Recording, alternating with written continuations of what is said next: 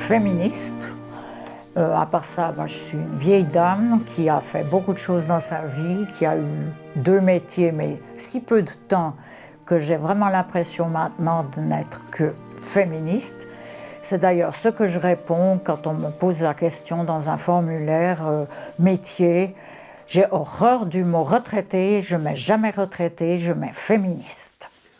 Ma mère était féministe. Moi, j'étais féministe, mais en tout cas pas militante à l'époque, du tout.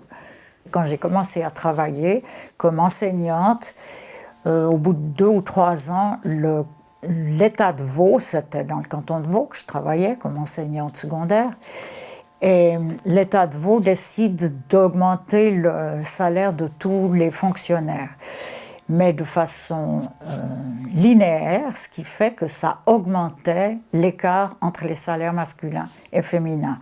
Alors j'ai rejoint à ce moment-là quelques femmes en colère, celles qui luttaient depuis des années pour ce fameux slogan « à travail égal, salaire égal ».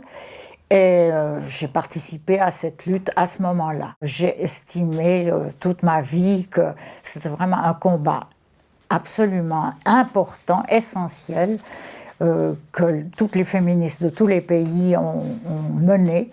Et en Suisse, il n'est pas terminé. Au début des années 60, les Vaudoises étaient déjà des citoyennes. On s'est mis à interpeller les journaux, les partis politiques, les syndicats. On est entré dans toutes sortes d'associations qui pouvaient nous défendre. Et à ce moment-là, moi, je suis aussi entrée dans l'association pour le suffrage féminin. Moi, je dirais que je suis une passeuse d'idées, une passeuse d'images, une passeuse d'histoire. J'ai été tellement fascinée par l'histoire des suffragettes, l'histoire des pionnières du canton de Vaud, l'histoire des pionnières des autres pays, que je n'ai pas cessé de vouloir passer ces histoires.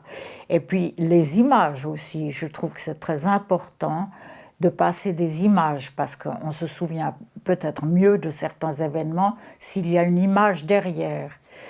Alors l'image que j'aime beaucoup citer, c'est celle de l'escargot.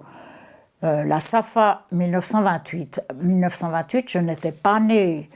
Et on m'en parle souvent, et on est venu souvent m'en parler des femmes qui ne sont plus là aujourd'hui, venaient me dire, moi j'ai participé à la SAFA de 1928, j'ai tiré l'escargot. Et je dirais que cette image-là est très importante.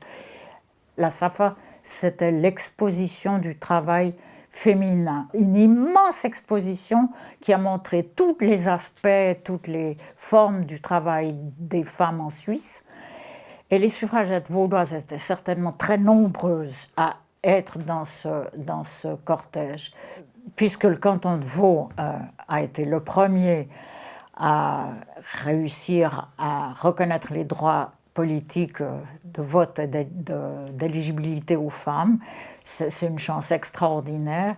C'est aussi le canton qui a été le premier à introduire dans sa constitution un droit pour l'égalité en 1980, juste avant la Constitution fédérale. Donc le canton de Vaud est un canton à l'avant-garde de ce côté-là. C'est quand même pas mal. Dans la manifestation du 7 mars qui aura lieu à Berne dans quelques jours, eh bien, elles ont repris l'escargot. Je trouve ça génial. C'est pas moi qui leur ai dit de le reprendre, mais je trouve génial d'avoir repris cette idée. Et il y a même des Suisses alémaniques qui disaient, mais on ne sait pas qui avait lancé cet escargot à l'époque. Mais c'est l'association pour le suffrage féminin qui l'avait lancé, qui avait eu l'idée et qui le traînait à ce moment-là. Donc voilà l'importance d'une image. Alors j'ai été tellement frappée par cette image que je l'ai répétée, racontée X fois. Donc il a fallu que les femmes aient des tas d'idées dans toutes sortes de domaines pour lutter, pour améliorer un petit bout ici, un petit bout là de la condition des femmes.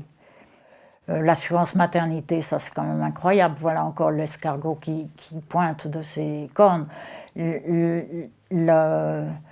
L'assurance maternité était depuis 1945 dans la Constitution fédérale. Il a fallu attendre 60 ans pour l'avoir. C'est incroyable, mais je peste là contre la lenteur, mais en fait c'est aussi notre démocratie que je me garderai bien de critiquer, parce que c'est une démocratie magnifique qui est le modèle pour tous les pays du monde, mais les choses vont lentement, il n'y a rien à faire.